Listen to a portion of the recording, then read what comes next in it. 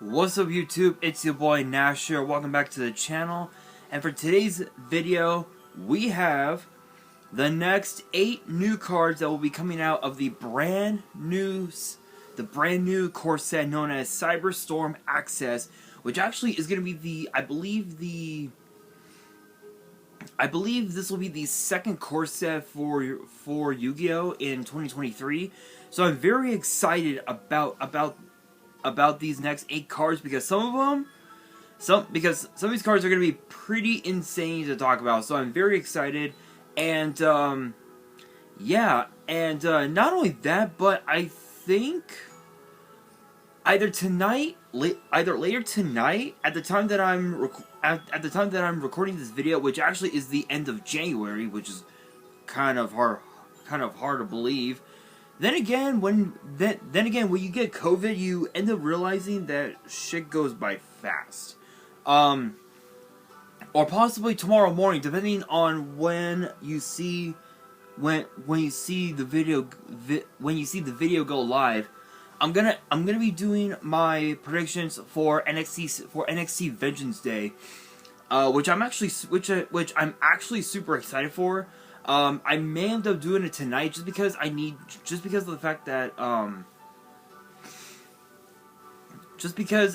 the fact that there are some things that I need to take care of here at home. So I don't know. I may end up just posting the prediction video tonight and then just not worry about it tomorrow. So if that is the case, then I will be doing a question of the day on the community tab. So make sure you guys check out the community tab. I've been posting quite a bit on there. So make sure you guys do check it out. And if you guys have not done so already,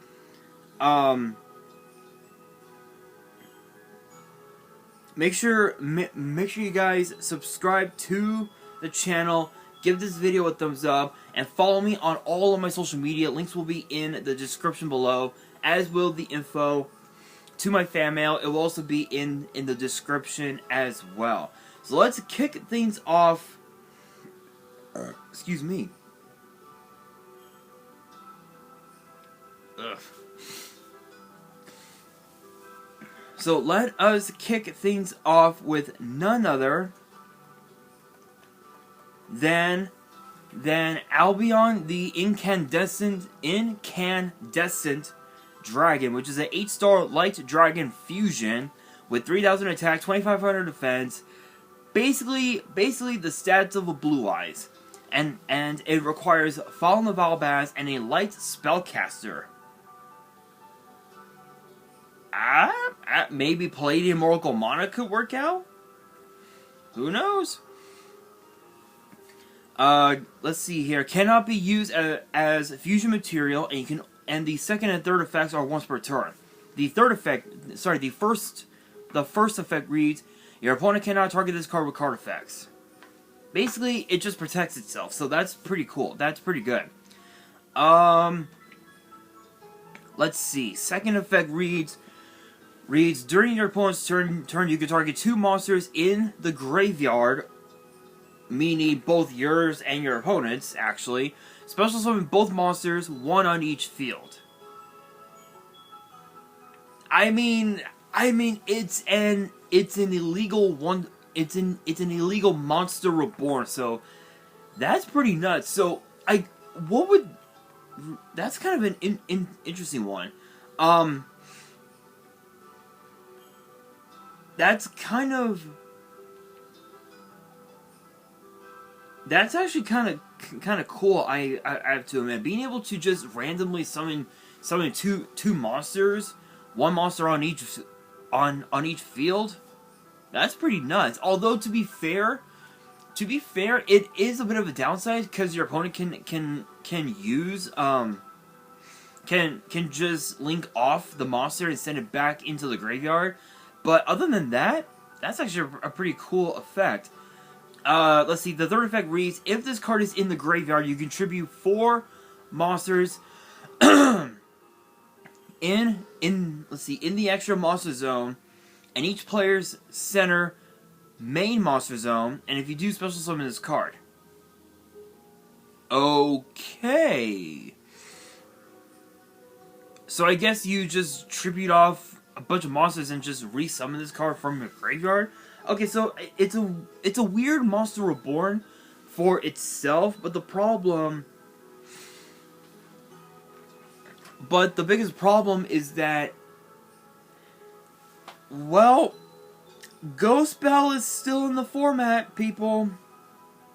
Yeah, I've seen a few decks run Ghost Bell, and even some of the decks that I've built all actually run Ghost Bell because of that reason, because of the graveyard effect. But still, I have to admit that's a pretty cool effect, though. You know, being able to just randomly tribute a fuck ton of monsters. I mean, to be fair though, you are breaking your board, and you are breaking your own board just to summon this one monster, so I don't think it's worth it, honestly. I think, I really don't think that playing this card in the meta is worth it, honestly. I just don't think so. It's a cool card, yeah, but it's not even gonna be that good, actually. Speaking of cards that might not be good, we have the next card up is Virtual World Tiger Hoo Hoo.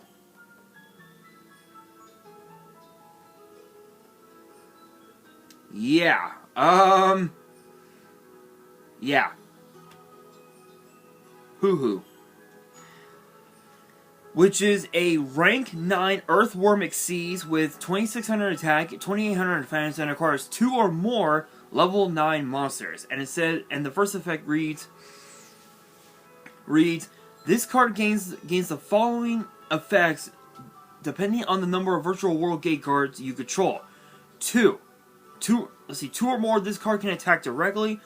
4 or more, this card is unaffected by the activated effects of cards except Virtual World cards. Okay, not bad.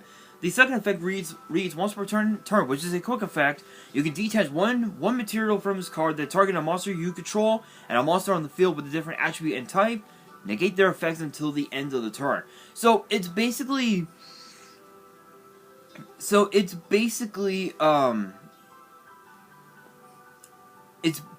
this effect is basically double. It's basically double imperm, I guess you could say. So not bad. Although, to be fair, because that it's a level 9, because that the cards are rank 9, I don't think there are cards that can help you.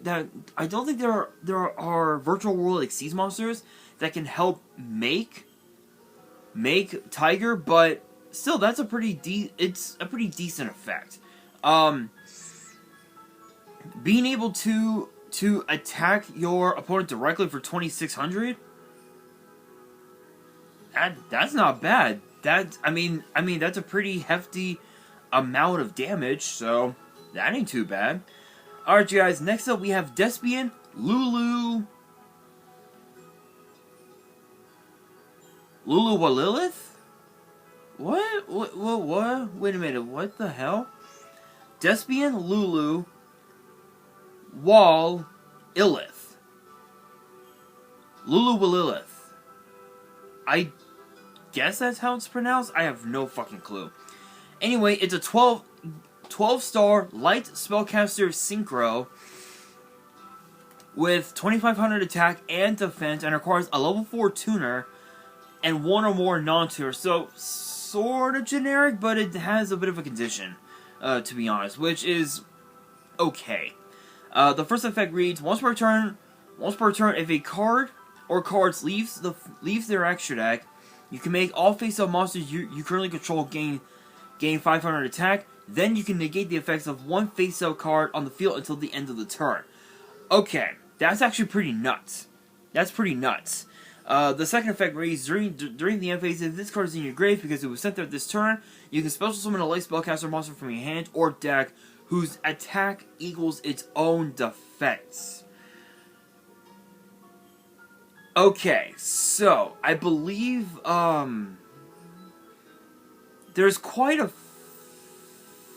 few of them. There's quite a few of them, but I don't know which ones they are. I would look them up on. I can look them up on Nexus, but I don't think it'll show. But let's see.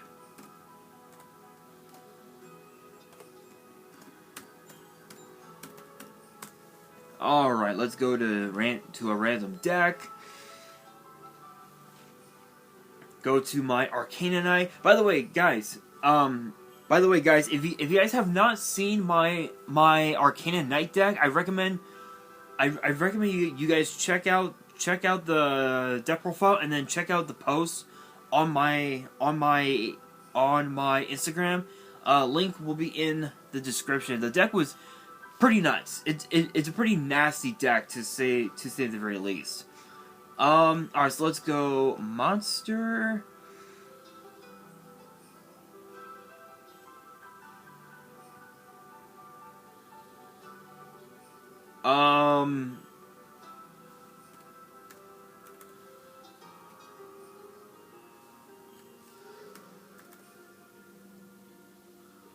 Let's take a look. What are, like, just to look up.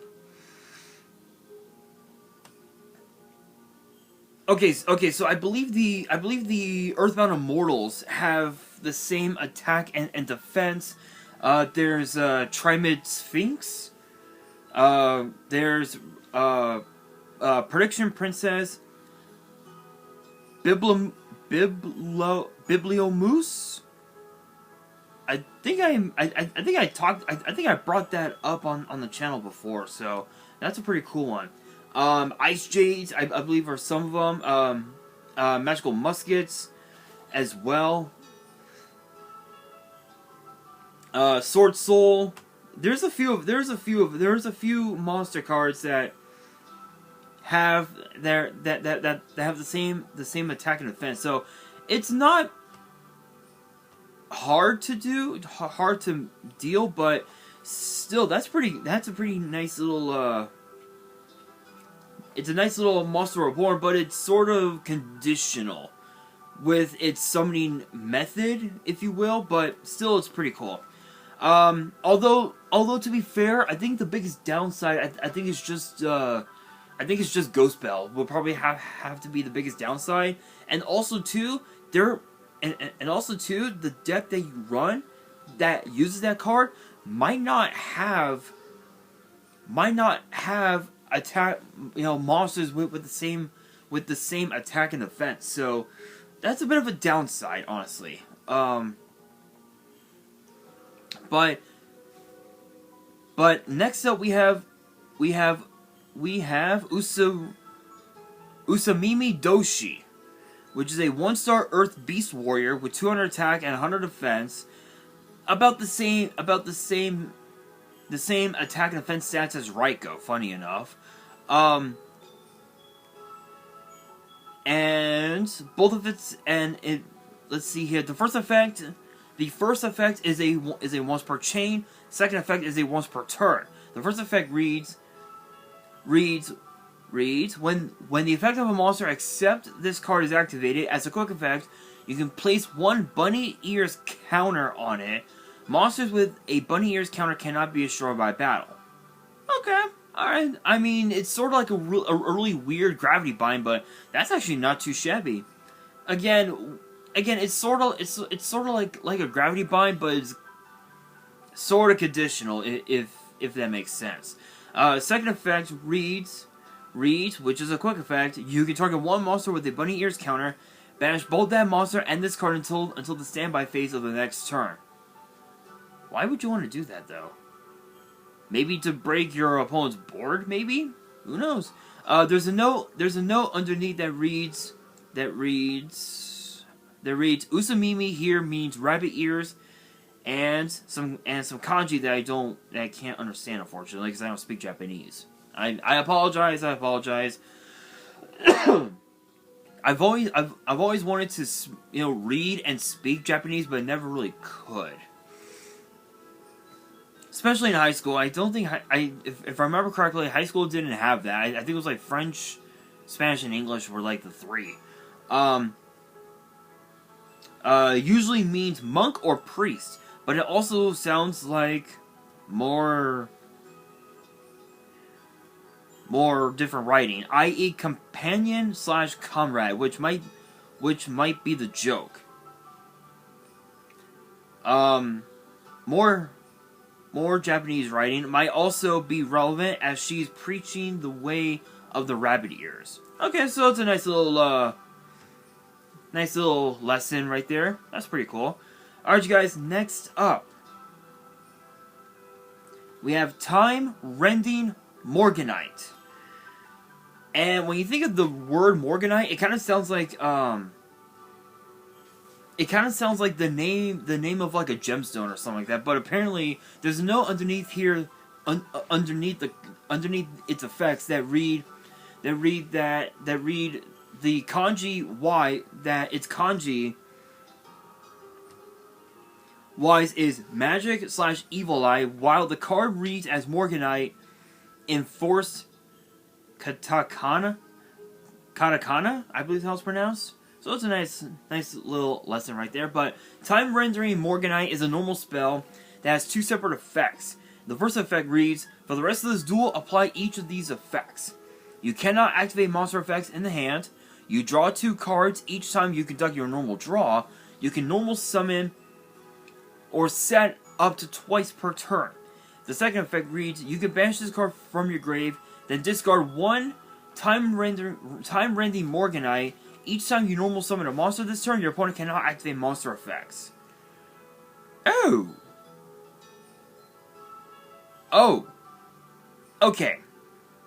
So this is a bit of an interesting card. So I think, okay, so the first effect reads for the rest of this duel. So I believe even if you banish the card, I believe the ruling, I know that this is still a relatively new card, but I believe the ruling is that you can actually use all 3 of the first effects, even though the second effect had required the card to be banished. I believe that is the case because again, if you guys notice the first line of text, it says you can banish this card from your grave, then discard 1 Time Rending Morganite. So even if this card, even if the first copy gets banished, the second copy remains in the graveyard, and you're able to still apply the draw to the double summon and all that. So I believe you're still able to do that. That's actually pretty good. This is a pretty good card. What decks could benefit from this card? I know that Black Queens can definitely abuse it because of the fact that Black Whirlwind is at 3.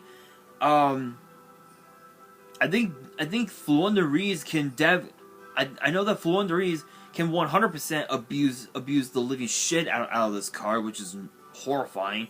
Sword Soul, Tri-Brigade Zoo, because I know that Tri-Brigade Zoo is still technically in the format. Ashizu Tier, I don't think Ashizu Tier can benefit from this card. I think it would just probably be a brick. Because of the fact that all you're doing is just discarding and just using graveyard effects without even having to attempt to commit to your normal summon, I think. So it's a bit of a downfall, but I think like old school decks could definitely benefit from this card. So this is definitely a 3 of. That card is definitely a 3 of. So that's pretty cool. That's actually pretty cool. Next up we have B Trooper Cruel Saturn. Never thought B Troopers would ever get new support, right? Let's see here. 5-star Dark Insect Fusion. 2400 attack, 2000 defense, and requires a B-Trooper monster and an Insect monster. But funny enough, it is definitely a ready fusion instant fusion target. So that's actually kind of hilarious. Let's see here. Let's see. The first and third effects are both once per turn. The first effect reads: if this card is special summon, you can add a B-Trooper card from your deck to your hand. It's a Stratos. Excuse me. Hang on, guys. I'm so sorry. I'm like really tired right now. I kind of woke up a bit early. Ah, there we go. Ooh. Oh, there we go. I'm not so sure if you guys heard that, but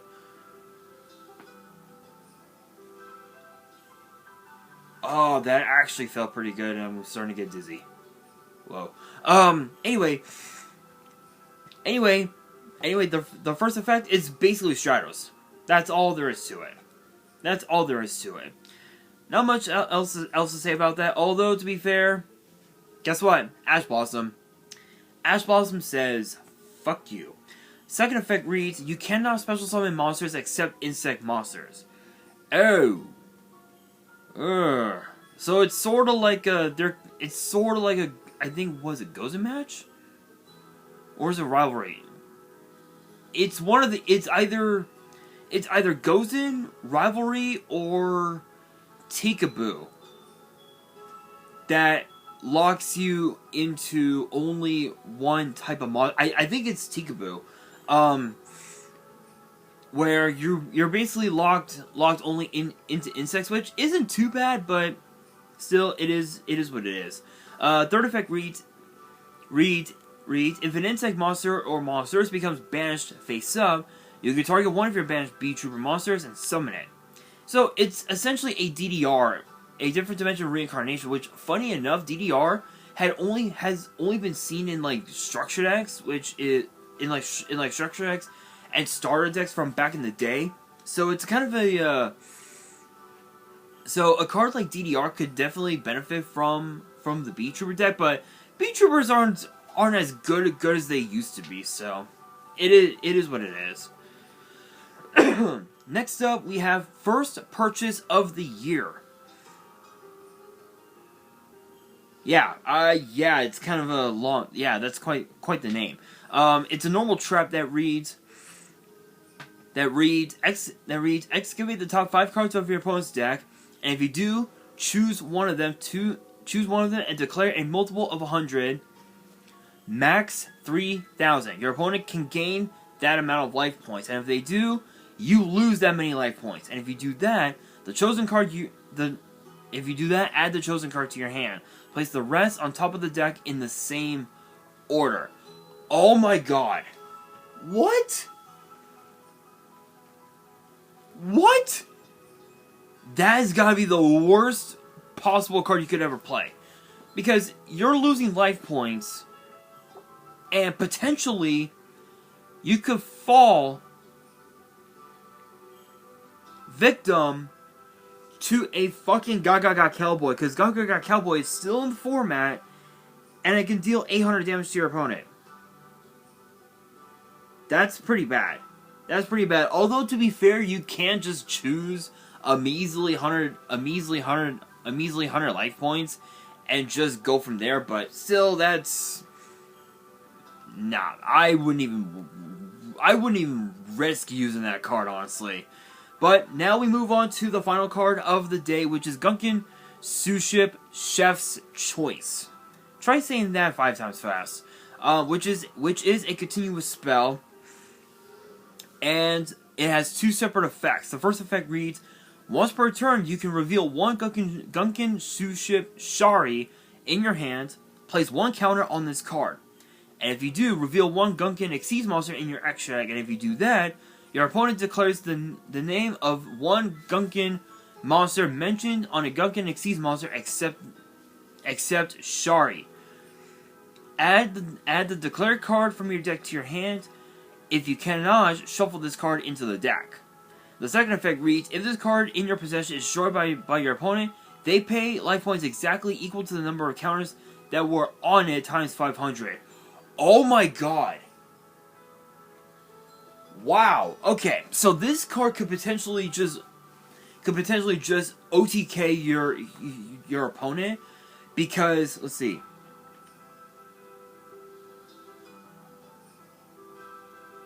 Let's see.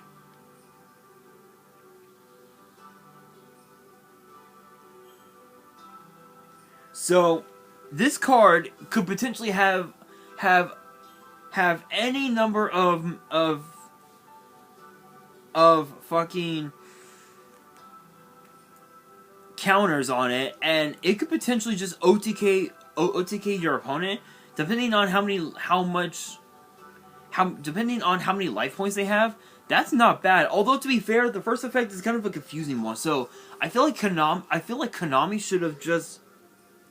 should have worded it a little bit better to make it more sense, in my opinion. But basically, to summarize what it says, basically you reveal Shari in your hand and put a counter on this card. Then you reveal any Gunkan Xyz monster that's in your extra deck, and your opponent has to declare the name of one of the Gunkan monsters that's mentioned on the Xyz monster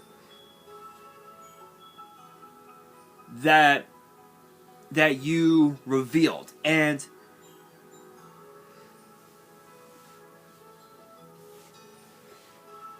you get to add the declared card from your deck to your hand. So it's sort of like a Rhoda with a condition. So it's not too bad. It's not too bad. Being able to show your opponent what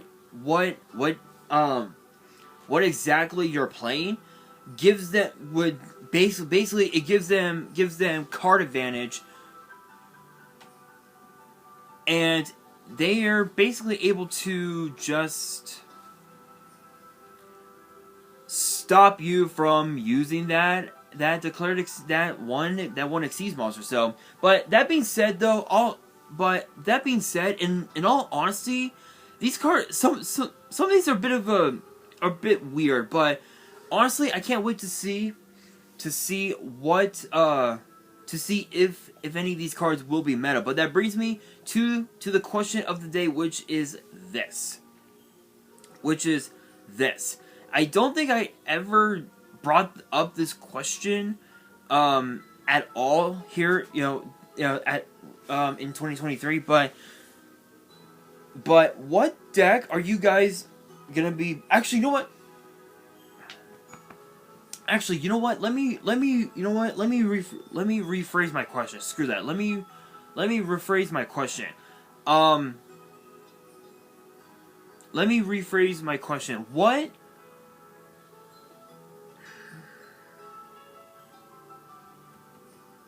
You know what? I'm just gonna ask